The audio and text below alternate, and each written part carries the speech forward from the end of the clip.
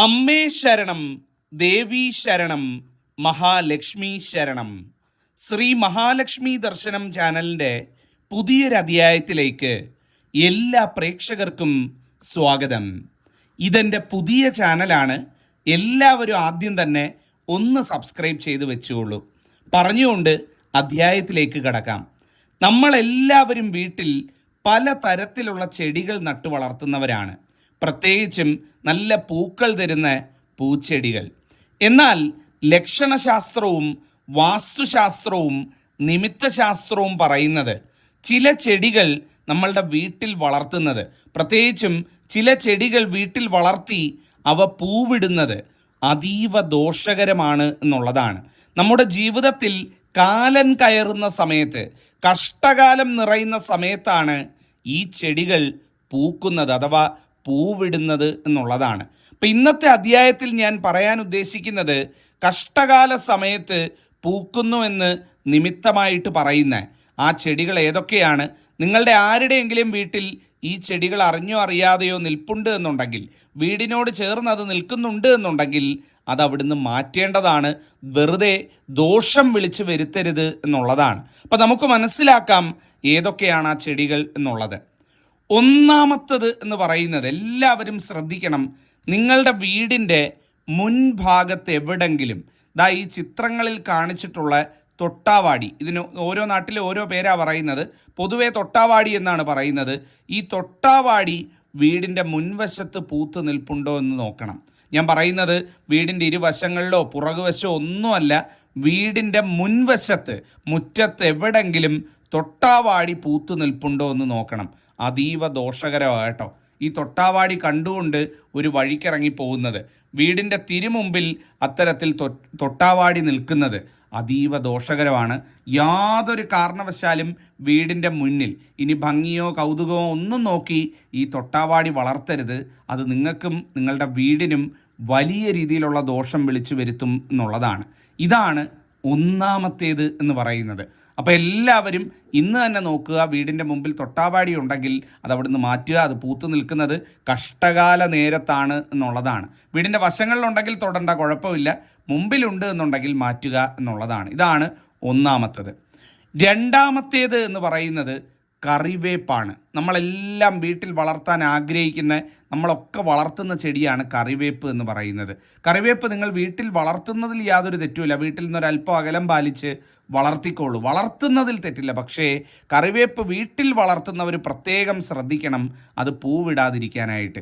കഴിയുന്നതും അതിൻ്റെ മണ്ട ഒടിച്ചൊടിച്ച് കൊടുക്കുക. അപ്പം അധികം കറിവേപ്പ് ഉപയോഗിക്കുന്നില്ലെങ്കിൽ പോലും അതിൻ്റെ മണ്ട ഒടിച്ചു കൊടുത്ത് വളർത്തുക. അങ്ങനെ വളർത്തുന്ന ചെടിയാണ് കറിവേപ്പ് എന്ന് പറയുന്നത്. കറിവേപ്പ് വീട്ടിൽ പൂത്തുലഞ്ഞ് നിൽക്കുന്നത് ദൗർഭാഗ്യത്തെ വിളിച്ചു വരുത്തുമെന്നാണ് പറയുന്നത്. എന്താണ് ദൗർഭാഗ്യത്തെ വിളിച്ചു വരുത്തുക എന്ന് പറയുന്നത്? നമ്മൾ ഇടപെടുന്ന കാര്യങ്ങളിൽ അപ്രതീക്ഷിതമായിട്ട് പരാജയം വരിക, എന്നും മനപ്രയാസവും ദുഃഖവും നിറഞ്ഞ വാർത്തകൾ വീട്ടിലേക്ക് വരിക, നേടി എന്ന് കരുതിയത് പലതും നഷ്ടപ്പെട്ടു പോകും. അപ്പം കറിവേപ്പ് പൂത്ത് നിൽക്കുന്നുണ്ട് എന്നുണ്ടെങ്കിൽ അതിൻ്റെ മണ്ട നുള്ളി കൊടുക്കുക. എപ്പോഴും കറിവേപ്പിൻ്റെ മണ്ട ഒടിച്ച് നിർത്തുക. ഒരിക്കലും കറിവേപ്പ് പൂത്തുലഞ്ഞ് വീട്ടിൽ നിൽക്കരുത്, അത് ദോഷമാണ്. ഇനി അങ്ങനെ പൂത്തുലഞ്ഞ് നിൽക്കണമെന്നുണ്ടെങ്കിൽ നിങ്ങൾ വീടിന് അതിര് കത്തി തിരിച്ച് പറമ്പിൽ വളർത്തിക്കോളൂ, വീടിനോട് ചേർന്ന അതിരിൽ വളർത്തരുത് എന്നുള്ളതാണ്. ഇതാണ് രണ്ടാമത്തത്. മൂന്നാമത്തേത് എന്ന് പറയുന്നത് ഈ ചിത്രങ്ങളിൽ കാണിച്ചിട്ടുള്ളതാണ് ഇത്തി എന്ന് പറയുന്നത്. നിങ്ങളുടെ ആരുടെയെങ്കിലും വീടിനോട് ചേർന്ന് ഈ ഇത്തി വളരുന്നുണ്ട് എന്നുണ്ടെങ്കിൽ ഇന്ന് തന്നെ അത് അവിടുന്ന് പിഴുതു കളയണം. യാതൊരു കാരണവശാലും വീടിനോട് ചേർന്ന് വളരാനോ വീട്ടിൽ പൂവിട്ട് നിൽക്കാനോ പാടില്ലാത്ത ഒരു വൃക്ഷമാകുന്ന ഒരു ചെടിയാണ് ഈ ഇത്തി എന്ന് പറയുന്നത്. വൃക്ഷം പോലെ വലിയ വടവൃക്ഷമാവും. ഒരു കാരണവശാലും വീടിനോട് ചേർന്ന് ഇത് വളർത്തരുത്. വീട് ഗതി പിടിക്കത്തില്ല. എന്നും ദാരിദ്ര്യവും ദുഃഖവും ദുരിതവും ആരോഗ്യ പ്രശ്നങ്ങളും അലട്ടും എന്നുള്ളതാണ്. അത്തരത്തിൽ ദോഷമായിട്ട് കണക്കാക്കുന്ന ഒരു ചെടിയാണ് വീട്ടിൽ വളർത്താനായിട്ട് ഇത്തി എന്ന് പറയുന്നത്. എന്നാൽ പറമ്പിൽ നിന്നോട്ടെ, നിങ്ങൾക്ക് വീടിൻ്റെ അതിര് കഴിഞ്ഞ് പറമ്പ് വേറെ ഉണ്ട് എന്നുണ്ടെങ്കിൽ ആ പറമ്പിൽ വളർത്തിക്കൊള്ളൂ, പ്രശ്നമില്ല.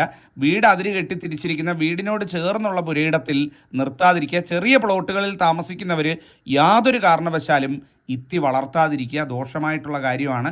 അത് പൂത്തുലയുന്ന വീടുകളിൽ ദുഃഖവാർത്ത തേടി വരുമെന്ന് സാരം. അടുത്തത് നാലാമത്തേത് എന്ന് പറയുന്നത്, നിങ്ങളെല്ലാവരും ശ്രദ്ധിക്കണം, നിങ്ങളുടെ ആരുടെയെങ്കിലും വീട്ടിൽ ഈ മുരിക്ക് നിൽപ്പുണ്ട് എന്നുണ്ടെങ്കിൽ, മുരിക്ക് പൂവിടുന്നത് കാലം കയറുന്ന കാലത്താണെന്നാണ് പറയുന്നത്. കാലൻ്റെ ദൃഷ്ടി പതിയുന്ന കാലം കയറുന്ന കാലത്താണ് വീട്ടിൽ മുരിക്ക് പൂവിടുന്നത് എന്ന് പറയുന്നത്. ആരും വീട്ടിൽ അങ്ങനെ വളർത്താത്ത ഒരു വൃക്ഷമാണ് മുരിക്ക് എന്ന് പറയുന്നത്. ഇത് ഏതൊക്കെ വീടിനോട് ചേർന്ന് നിന്നിട്ടുണ്ടോ ആ വീടൊക്കെ ക്ഷയിച്ച ചരിത്രം മാത്രമേ പറയാനുണ്ടാവുള്ളൂ എന്നുള്ളതാണ്. എന്നാൽ പറമ്പിൽ നിങ്ങൾ വളർത്തിക്കൊള്ളൂ. ഞാൻ വീണ്ടും പറയുന്നു, പറമ്പുള്ളവർ വീടിനതിര് കെട്ടി തിരിച്ച് പുറത്ത് പറമ്പിൽ വീടിൻ്റെ ആ ഒരു കോണിനകത്തുനിന്ന് വിട്ട് പുറത്താണ് എന്നുണ്ടെങ്കിൽ ആ ദോഷം ഇല്ലതാനും. അപ്പം മുരിക്ക് പൂവിടുന്നത് കഷ്ടകാല സമയത്താണെന്ന് മനസ്സിലാക്കുക. ഒരു കാരണവശാലും വീട്ടുപുരയിടത്തിൽ മുരിക്ക് പൂവിടാൻ ഇട കൊടുക്കാതിരിക്കുക എന്നുള്ളതാണ്. അടുത്തത് വളരെ പ്രധാനപ്പെട്ടതാണ്. യമപുഷ്പം എന്നറിയപ്പെടുന്ന ഒരു ചെടിയാണ് ചെറുള എന്ന് പറയുന്നത്. പിതൃപൂജകൾക്കും യമപൂജകൾക്കും ഒക്കെ ഉപയോഗിക്കുന്ന, നമ്മൾ വാവ് ബലിക്കൊക്കെ ഉപയോഗിക്കുന്ന ഒരു സസ്യമാണ് ചെറുള എന്ന് പറയുന്നത്. ഇത് കർക്കിടകത്തിലൊഴികെ വേറെ ഒരു സമയത്തും വീടിനോട് ചേർന്ന് വീട്ടിൽ വളർത്തുന്നത് ശുഭകരമല്ല എന്നുള്ളതാണ്. കർക്കിടകത്തിൽ ഇത് തനിയെ പൊട്ടിമുളച്ച് വരും. അത് വീട്ടിൽ വരുന്നത് ശുഭകരമായിട്ടാണ് കണക്കാക്കുന്നത്. എന്നാൽ കർക്കിടകം ഒഴികെ യാതൊരു സമയത്തും ഈ ചെറുള എന്ന് പറയുന്ന സാധനം വീട്ടിലോ വീട്ടു പരിസരത്തോ വളർത്തരുത്. അത് യമപുഷ്പമാണ്. അത് പ്രത്യേകിച്ചും വീടിൻ്റെ തെക്ക് ഭാഗത്ത് ചെറുള ഉണ്ടാകുന്നത് അത് വലിയ ദോഷം വിളിച്ചു വരുത്തുന്ന ഒരു കാര്യമാണ്. ഒരിക്കലും ചെയ്യരുത്. ഈ യമപുഷ്പം എവിടൊക്കെ ഈ സമയങ്ങളിൽ വളരുന്നുണ്ടോ അതൊക്കെ പറിച്ചു കളയേണ്ടതാണ്. അതവിടെ നിർത്തുന്നത് നമ്മുടെ വീടിനും വീട്ടിലുള്ളവർക്കും ദോഷം വിളിച്ചു വരുത്തുകയാണ്. അതിൽ കൂടുതൽ എനിക്ക് പറയാൻ അറിയില്ല. അത് ഏറ്റവും ദോഷമായിട്ടുള്ള കാര്യമാണ്. നിങ്ങൾ മനസ്സിലാക്കുക. മറ്റൊരു ചെടി എന്ന് പറയുന്നത് ഈ ചിത്രങ്ങളിൽ കാണിച്ചിട്ടുള്ള നാരകമാണ്. നമ്മുടെ നാരങ്ങ മരം. പൊതുവേ നാരകം വീട്ടിൽ വളർത്തരുതെന്ന് പറയും അല്ലേ? നാരകം നട്ടിടം മുടിഞ്ഞ ചരിത്രമുള്ളതെന്നൊക്കെ പഴയ മുത്തശ്ശിമാരും മുത്തശ്ശന്മാരും ഒക്കെ പറയും. സംഭവം ഉള്ളതാണ്. ഈ നാരകം വീട്ടിൽ വളർത്തുന്ന, നാരകം പൂവിട്ട് നിൽക്കുന്നിടത്ത് ദുഃഖ വാർത്തകൾ വന്നുകൊണ്ടിരിക്കുമെന്നാണ് പറയുന്നത്. എന്നും നരകതുല്യമാകും നാരകം നട്ടിടം എന്നാണ് പറയുന്നത്. നരകതുല്യമായി മാറും നാരകം എന്നാണ് പറയുന്നത്. ആ നാരകം പൂക്കുന്നിടം നരകതുല്യമായി മാറും. എന്താ നരകതുല്യം എന്ന് പറയുന്നത്? ജീവിക്കുന്നു, പക്ഷെ ജീവിതത്തിനൊരർത്ഥമില്ല. എന്നും കഷ്ടപ്പാടും ദുരിതവും മാത്രം മിച്ചം. ആ രീതിയിലേക്കായിരിക്കും ജീവിതം പോകുന്നതെന്ന് സാരം. അതുകൊണ്ട് നിങ്ങളുടെ വീട്ടിൽ എവിടെയെങ്കിലും നാരകം പൂവിട്ട് നിൽക്കുന്നുണ്ട് എന്നുണ്ടെങ്കിൽ അത് ദോഷമാണെന്ന് മനസ്സിലാക്കുക. പുരയിടത്തിൽ വളർത്തുന്നതിൽ തെറ്റില്ല. ഞാൻ വീണ്ടും പറയുന്നു, വീടിനോട് ചേർന്ന് കഴിയുന്നതും നാരകം വളർത്താതിരിക്കുക. അതിൽ പരം ദോഷം വേറെ വരാനില്ല. ഒരുപാട് പേര് അനുഭവിച്ച് വെട്ടിക്കളഞ്ഞിട്ടുണ്ട്. ആദ്യമൊക്കെ ഇതിനെയൊക്കെ വെല്ലുവിളിച്ചൊക്കെ വളർത്തിയിട്ടുണ്ട്. കുറേ നാൾ കഴിഞ്ഞപ്പം പല രീതിയിലുള്ള പരാജയങ്ങളും അപ്രതീക്ഷിതമായിട്ടുള്ള ജീവിതനാശങ്ങളും ഒക്കെ ഉണ്ടായപ്പം അതെല്ലാം വെട്ടിക്കളഞ്ഞ ചരിത്രം മാത്രമേ ഉള്ളൂ. പറമ്പുള്ളവർ എത്ര വേണമെങ്കിലും വളർത്തിക്കൊള്ളൂ. ഒരു ദോഷവും ഏൽക്കില്ല, ഒരു ദോഷമൊട്ടില്ല താനും. മറ്റൊരു വൃക്ഷം എന്ന് പറയുന്നത് ഈ കള്ളിമുള്ളാണ്. കള്ളിമുള്ള് പൂക്കുക എന്ന് പറയുന്നത് കഷ്ടകാലം നിറയുന്ന സമയത്താണ്. എല്ലാ വഴിക്കൂടെയും കഷ്ടകാലവും തടസ്സമായിരിക്കും കള്ളിമുള്ള് പൂത്ത് കഴിഞ്ഞാൽ. ആ വീട്ടിലുള്ളവർക്ക് ഇറങ്ങിപ്പോകുന്ന കാര്യങ്ങളൊക്കെ മുട്ടും. എല്ലാത്തിനും വഴിമുടക്കുകൾ വരും. എല്ലാം പാതി വഴിക്ക് നിന്ന് പോകും. ഒന്നും എങ്ങും എത്താത്ത രീതിയിൽ ജീവിതം സ്തംഭിക്കുമെന്നാണ് പറയുന്നത്. പല രീതിയിലുള്ള പ്രശ്നങ്ങളും പല രീതിയിലുള്ള ശകുനപ്പഴകളും ഒക്കെ ഉണ്ടായി ജീവിതത്തിൽ വല്ലാത്ത ദുരിതപൂർണമായ ഒരു അവസ്ഥ വരുമെന്നാണ് പറയുന്നത്. കള്ളിമുള്ള അതുകൊണ്ടാണ് പലരും വീട്ടിൽ നട്ടു വളർത്താത്തത് എന്ന് പറയുന്നത്. പ്രത്യേകിച്ചും വീടിൻ്റെ മുൻഭാഗത്ത് ഒട്ടും ആരും കള്ളിമുള്ള് വെക്കത്തില്ല. ചിലർ ഈ മതിലൊക്കെ അലങ്കരിച്ച് നിർത്തിയിരിക്കുന്ന കണ്ടിട്ടുണ്ട്. ആ വീട്ടിലെയൊക്കെ അവസ്ഥ ഞാൻ പറയേണ്ട കാര്യമില്ല. നിങ്ങൾക്ക് തന്നെ ആലോചിച്ച് കഴിഞ്ഞാൽ മനസ്സിലാവുന്നതാണ്. അപ്പോൾ കള്ളിമുള്ള് പൂക്കുന്നതും ദോഷ സമയത്താണെന്ന് മനസ്സിലാക്കുക. മറ്റൊരു ചെടി എന്ന് പറയുന്നത് ഈ കടലാസ് ചെടിയാണ്. ഇത് ഒരുപാട് ആളുകൾ മുന്നേ ഭയങ്കര ആലങ്കാരികമായിട്ടൊക്കെ വളർത്തിക്കൊണ്ടിരുന്ന വീടിൻ്റെ മുമ്പിൽ നല്ല പൂവിട്ട് നിൽക്കും. പക്ഷേ ഇതിൻ്റെ പ്രശ്നമെന്ന് പറയുന്നത് ഈ കടലാസ് ചെടിയുടെ മുള്ളുണ്ടല്ലോ, മുള്ളാണ്. അത് വീടിൻ്റെ പ്രധാന വാതിലിന് നേരെ ഒരിക്കലും വരരുത്. വീടിൻ്റെ മുമ്പിൽ നിങ്ങൾ വളർത്തണമെങ്കിൽ വളർത്തിക്കൊള്ളൂ. പൊതുവേ മുന്നിൽ വെക്കുന്നത് നല്ലതായിട്ടല്ല കണക്കാക്കുന്നത്. എന്നാൽ ചിലർക്ക് അതിനോടുള്ള ഇഷ്ടം കൊണ്ട് വീടിൻ്റെ മുമ്പിൽ വളർത്താറുണ്ട്. ഞാൻ അവരോടൊക്കെ പറയുന്ന കാര്യം, ആ പ്രധാന വാതിലിന് നേരെ വെക്കരുത് കേട്ടോ.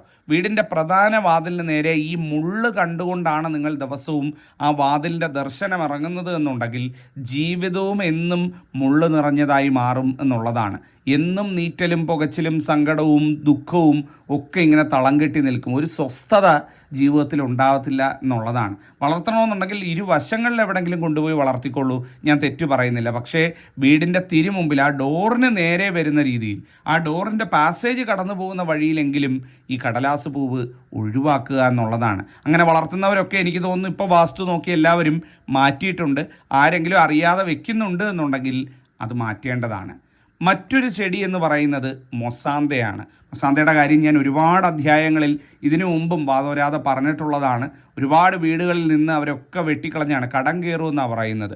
മൊസാന്ത വളർന്നാൽ കടം കയറുമെന്നൊരു ചൊല്ല് തന്നെ നമ്മളുടെ പഴയ കാലത്ത് നമ്മളുടെ മുതിർന്നവരും കാരണവന്മാരും ഒക്കെ പറഞ്ഞ് നമുക്കറിയാം. ഈ മൊസാന്ത വീട്ടിൽ വളർത്തുന്ന ആഗ്രഹിക്കുന്നവരൊക്കെ ഉണ്ടെന്നുണ്ടെങ്കിൽ പുരയിടത്തിൽ വളർത്തിക്കൊള്ളൂ. വീടിനൊരു അതിര് കെട്ടി തിരിച്ചിട്ട് ഒരു വാസുവണ്ടിനെ മറ്റോ നോക്കിയിട്ട് ബാക്കി സ്ഥലം വരുന്നിടത്ത് നിങ്ങൾ എന്ത് വേണമെങ്കിലും വെച്ച് വളർത്തിക്കൊള്ളൂ, ദോഷമില്ല. പക്ഷേ വീടിനോട് ചേർന്ന പുരയിടത്തിനും മുൻഭാഗത്തും ഒന്നും ഈ മൊസാന്ത വളർത്തുന്നത് കഴിയുന്നതും ഒഴിവാക്കുക എന്നുള്ളതാണ്. മറ്റൊരു പ്രധാനപ്പെട്ട കാര്യം എന്ന് പറയുന്നത് പപ്പായ മരം വീട്ടിൽ വളർത്തുന്നവരോടാണ്. പപ്പായ മരം വീട്ടിൽ വളർത്തുന്നതുകൊണ്ട് യാതൊരു തെറ്റുമില്ല, ഒരു ദോഷവും ഇല്ല.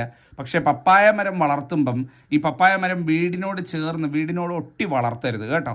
അത് കാര്യം എന്താണെന്ന് വെച്ചാൽ പപ്പായ മരം ഈ വീടിൻ്റെ ലെവലിന് മുകളിൽ പോയി പൂക്കുന്നത് വീടിന് ദോഷഫലങ്ങൾ, നെഗറ്റീവ് ഊർജ്ജം കൊണ്ടുവരുമെന്നാണ് പറയുന്നത്. അതുകൊണ്ട് വീട്ടിൽ നിന്നൊരു അല്പം അകലം തള്ളി എപ്പോഴും വളർത്തുക. വീട്ടുപറമ്പിൽ വളർത്താം, വളർത്തുന്നതിൽ ഒരു ദോഷമില്ല. ഞാൻ അങ്ങനെ പറഞ്ഞിട്ടുമില്ല, അങ്ങോട്ട് പറയത്തുമില്ല. വീട്ടിൽ വളർത്താം, പക്ഷേ വളർത്തുമ്പോൾ എപ്പോഴും ശ്രദ്ധിക്കുക വീടിനോട് ചേർന്ന്. ചില വീടുകളിലൊക്കെ ചെന്ന് നോക്കാൻ കാണാൻ പറ്റും, വീട്ടിലോട്ട് ചാഞ്ഞായിരിക്കും ഈ പപ്പായ മരം നിൽക്കുന്നത്. അങ്ങനെ വീട്ടിലോട്ട് ചാഞ്ഞ് വീട്ടിലോട്ട് തട്ടി വീട്ടിൻ്റെ മുകളിൽ പോയി പൂത്തു നിൽക്കുക എന്ന് പറയുന്നത് അത് വീടിന് ദോഷം, വീടിൻ്റെ വാസ്തു സങ്കല്പങ്ങളിൽ മാറ്റം കൊണ്ടുവരുമെന്നാണ് പറയുന്നത്. അങ്ങനെ ഒരു കാരണവശാലും വീടിനോട് ചാരി വീടിനോട് ചേർന്ന് പപ്പായ മരം വളർത്തുന്നത് നിർത്തുക.